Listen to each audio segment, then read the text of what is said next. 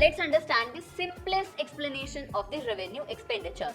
Revenue expenditure is the money spent on daily running and maintenance of a business or domain. It will not create a new asset, but it will help in smoothing functioning and operations. So this is basically a short-term expense. This is a recurring term in nature, and this does not increase the asset value, and it is fully deductible in the same year. This is exact opposite of the capex. So these are for the current period and do not give long-term benefits. Then the second point of revenue expenditure is it is recurring in nature. These expenses happen regularly, like monthly or yearly, like we have learned in our previous series where we have explained capex, capital expenditure.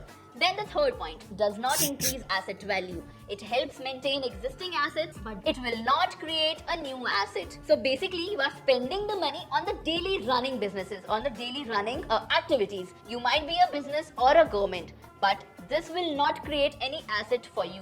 Next, we have fully deductible in the same year. Since it is a short-term thing, it is done on a short-term expenses. So basically, it would give you the benefits in the same year. Businesses can deduct these expenses from their income in the same financial year.